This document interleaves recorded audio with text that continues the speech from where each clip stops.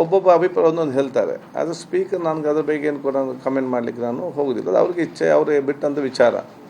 ಆ ಇದರಲ್ಲಿ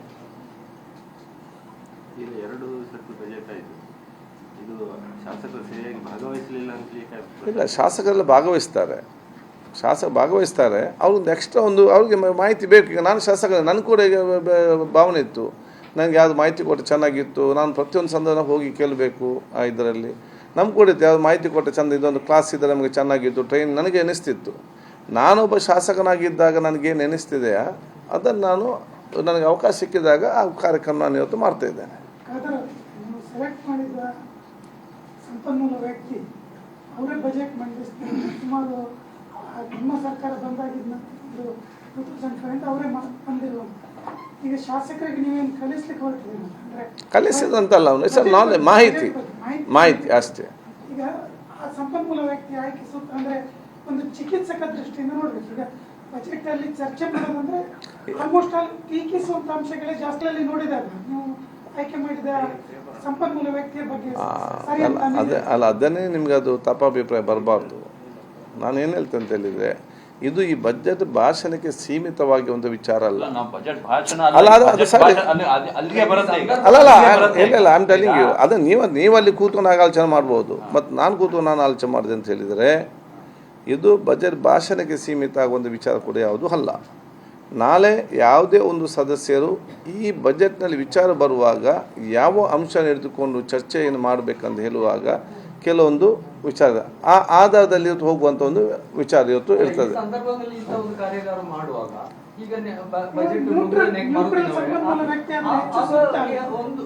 ಒಂದು ಕಡೆ ಈ ಶಾಸಕರು ಯಾವ ರೀತಿಯಲ್ಲಿ ಬಜೆಟ್ ಅನ್ನು ವಿಶ್ಲೇಷಣೆ ಮಾಡಬೇಕೆಂಬುದು ಅದು ಸಿಎಂ ಅವರೇ ಹೇಳುವಾಗ ಅದು ಬರುವುದಿಲ್ಲ, ಆ ಪಾಠ ಬರ್ಲಿಕ್ಕಿಲ್ಲ. ಅಲ್ಲ, ವಿಶ್ಲೇಷಣೆ ಮಾಡುವುದು ಅವ್ರು ಹೇಳಲಿಕ್ಕೆ ಅದಕ್ಕೆಲ್ಲ ಈ ಬಜೆಟ್ ಬಗ್ಗೆ ವಿಶ್ಲೇಷಣೆ ಮಾಡಿ ಅಲ್ಲಿ ಯಾವ ಚರ್ಚೆ ಇಲ್ಲ. ಈಗ ನನಗೆ ಯಾವ ಟೈಪಲ್ಲಿ ವಿಶ್ಲೇಷಣೆ, ಫಾರ್ ಎಕ್ಸಾಂಪಲ್ ನಾನೊಂದು ಪ್ರತಿಪಕ್ಷದ ಒಂದು ಸದಸ್ಯನಾಗಿದ್ದ ಸಂದರ್ಭದಲ್ಲಿ ನನಗೆ ಒಂದು ಬಜೆಟ್ ಭಾಷಣ ತೆಗೆದು ನಾನು ನೋಡಬೇಕಾದ್ರೆ ನನಗೆ ಸ್ಟಾರ್ಟಿಂಗ್ ನನಗೆ ಯಾವ ಕೂಡ ಮಾಹಿತಿ ಇರಲಿಲ್ಲ. ಕೆಲವೊಂದು ಸಿಸ್ಟಮ್ ಇರ್ತದೆ. ಯಾಕೆಂತ ಹೇಳಿದರೆ, ನಾವು ಸೋಷಿಯಲ್ ವೆಲ್ಫೇರ್ ಡಿಪಾರ್ಟ್ಮೆಂಟ್ ಒಂದು ಹೋದರೆ ಎಷ್ಟು ಲಾಸ್ಟ್ ಬಜೆಟ್ ಅನುದಾನ ಮಾಡಿದರು, ಅದರಲ್ಲಿ ಎಷ್ಟು ಕೊಟ್ಟಿದ್ದಾರೆ, ಅದರಲ್ಲಿ ಎಷ್ಟು ಖರ್ಚಾಯಿತು, ವಾಟ್ಸ್ ಪರ್ಸೆಂಟ್ ಆಫ್ ಎಕ್ಸ್ಪೆನ್ಸ್ ಎಷ್ಟು ಮತ್ತು ಟ್ರೆಜರಿಗೆ ಬಂದಿದೆ, ಒಂದು ಸಿಸ್ಟಮ್ ಇರ್ತದೆ. ನಮಗೆ ಆ ಒಂದು ಇದರಲ್ಲಿ ಅದನ್ನು ಹಿಡ್ಕೊಂಡು ಮತ್ತೆ ನಾನು ಹಿಡ್ಕೊಂಡು ಅದನ್ನು ಹೋಗುವಂಥ ವಿಚಾರ ಆಗಬೇಕು.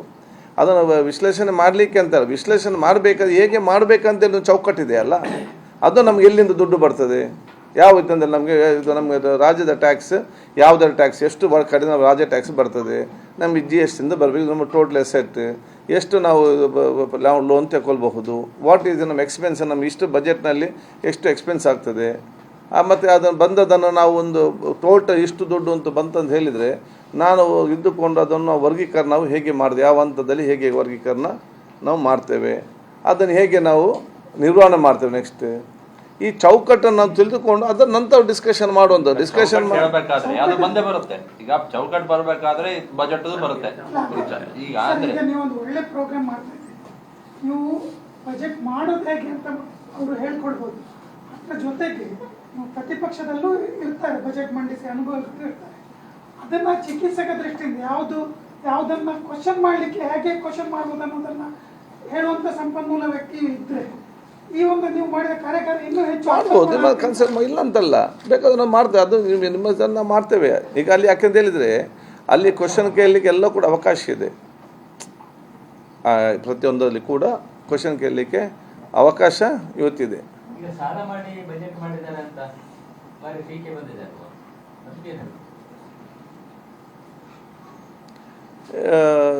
ಟೀಕೆಗಳು ಭಾರತ ದೇಶದ ಪ್ರಜಾಪ್ರಭುತ್ವ ಸೌಂದರ್ಯ ಪಾರ್ಲಿಮೆಂಟ್ ಸಿಸ್ಟಮ್ನಲ್ಲಿ ಅದು ಎಲ್ಲಿ ಇಲ್ಲ. ಅದು ಸೆಂಟ್ರಲ್ ನೋಡುವಾಗೂ ಇದೆ, ಎಲ್ಲ ದೇಶ ಸ್ಟೇಟ್ನಲ್ಲಿ ಕೂಡ ಇದೆ, ನಮ್ಮ ಸ್ಟೇಟ್ನಲ್ಲಿ ಇದೆ. ಗ್ರಾಮ ಪಂಚಾಯತ್ನ ಹಿಡಿದು ನೀವು ಪಾರ್ಲಿಮೆಂಟ್ ತನಕ ಹಿಡಿದು ಕೂಡ ಇದರ ಟೀಕೆ. ಅದರ ಬಗ್ಗೆ ನಾನು ಆಸ್ ಅ ಸ್ಪೀಕರ್ ಮಾತಾಡಲಿಕ್ಕೆ ಹೋಗೋದಿಲ್ಲ. ಆಳಿದ ಪಕ್ಷ ಸದಸ್ಯರು ಅವರ ಅಭಿಪ್ರಾಯನ ಹೇಳ್ತಾರೆ, ಪ್ರತಿಪಕ್ಷ ಸದಸ್ಯರು ಅವರ ಅಭಿಪ್ರಾಯ ಹೇಳ್ತಾರೆ. ಒಂದು ತಿಂಗಳ ಸೆಷನ್ ಇದೆ, ಪರಸ್ಪರ ಈ ಚರ್ಚೆ ಆಗೋ ಸಂದರ್ಭದಲ್ಲಿ ಬಜೆಟ್ ಯಾವ ರೀತಿಯಾಗಿ ಏನಾಗಿದೆ ನೀವೆಲ್ಲ ಪೇಪರ್ ಬರೆದಿದ್ದೀರಲ್ಲ ಇವತ್ತು, ನೀವು ಆಲ್ರೆಡಿ ಬರೆದಾಗಿದೆ. ನನ್ನ ಅಭಿಪ್ರಾಯ ಏನಿದೆ ಕೇಳಲಿಕ್ಕೆ ಇಲ್ಲಿ ಇದರಲ್ಲಿ ನಾನು ಇವತ್ತು ಬೆಳಿಗ್ಗೆ ಹೋಗಿದೆ ಸಮತೂಕದ ಸಮಬಲದ ಒಂದು ಬಜೆಟ್ ನಾನು ಬರ್ದದ ನೀವೇ ಬರ್ದದಲ್ಲ, ಅದನ್ನು ಇಲ್ಲಿ ಏನು ಅಭಿಪ್ರಾಯ ಉಂಟು ಅಲ್ವಾ? ಆದ ಕಾರಣ ಅದೇ ನೋಡಿ, ಆ್ಯಸ್ ಅ ಸ್ಪೀಕರ್ ನಾನು ಅದರ ಬಗ್ಗೆ ಏನು ಕಮೆಂಟ್ ಮಾಡಲಿಕ್ಕೆ ಹೋಗೋದಿಲ್ಲ, ನಾನು ಕಮೆಂಟ್ ಮಾಡಲಿಕ್ಕೆ ಆಗೋದು ಇಲ್ಲ. ಬೇರೆ ಬೇರೆ ಅಭಿಪ್ರಾಯ ಇರ್ತದೆ, ಕೆಲವರು ಸರಿಯಾದ ಬಜೆಟ್ ಅಂತ ಹೇಳ್ತಾರೆ, ಕೆಲವು ಅಪೋಸಿಷನ್ ಸರಿ ಇಲ್ಲ ಅಂತ, ಅದು ಅವ್ರವ್ರಿಗೆ ಬಿಟ್ಟಂಥ ವಿಚಾರ, ಅದು ನನಗೇನು ಸಂಬಂಧವಿಲ್ಲ. ಅವ್ರವ್ರಿಗೆ ಚರ್ಚೆ ಮಾಡಲಿಕ್ಕೆ ಉತ್ತಮವಾದ ಅವಕಾಶ ಮಾಡಿಕೊಡೋದು, ವಾತಾವರಣ ನಿರ್ಮಾಣ ಮಾಡೋದು ಅಸೆಂಬ್ಲಿದು ನನ್ನ ಜವಾಬ್ದಾರಿ. ಆ ಕೆಲಸ ನಾನು ಮಾಡ್ತೇನೆ. ಮತ್ತು ಚರ್ಚೆ ಮಾಡುವಾಗ ಸಕಾರಾತ್ಮಕವಾದ ಒಂದು ಮಾಹಿತಿ ಕೊಡುವಂಥ ವ್ಯವಸ್ಥೆ ಏನು ಮಾಡಬೇಕಾ ಆ ಕೆಲಸವನ್ನು ನಾನು ಮಾಡ್ತೇನೆ ಅಷ್ಟೇ.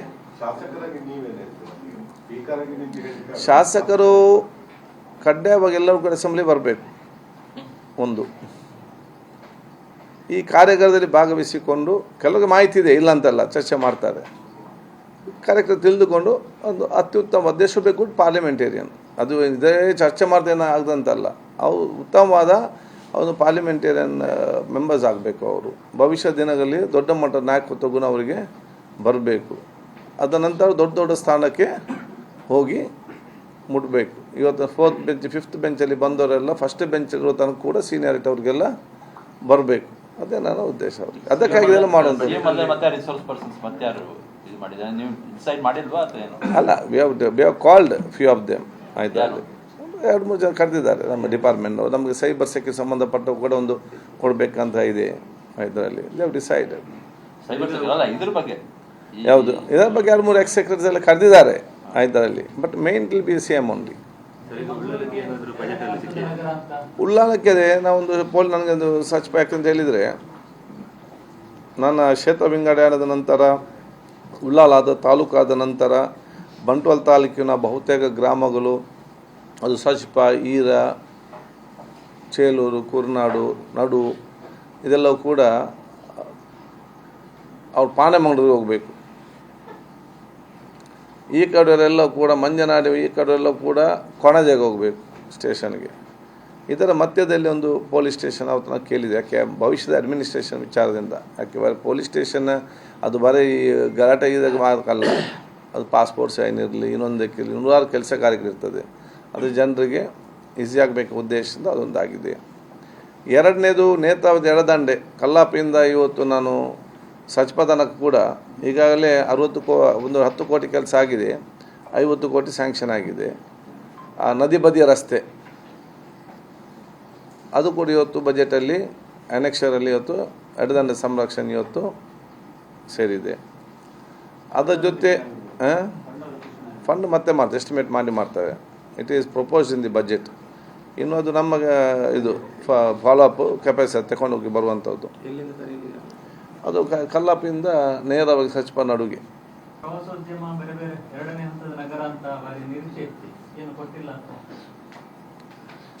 ಅದೇ ಯಾರು ಕೊಡಲಿಲ್ಲ ಅಂತಿದ್ದವ್ರು ಅದು ಆರ್ಗ್ಯುಮೆಂಟ್ ಚರ್ಚೆ ಮಾಡಲಿ. ಸಪ್ಲಿಮೆಂಟ್ರಿ ಬಜೆಟ್ ಇದೆಯಲ್ಲ ಇದರಲ್ಲಿ. ಸೊ ಅವರು ಅದರ ನಂತರ ಒಂದು ಎಡದಂಡೆ ನಮ್ಮ ಅದೇ. ಮೂರನೇದು ನಮ್ಮ ಶ್ರಮಿಕ ಸ್ಕೂಲ್.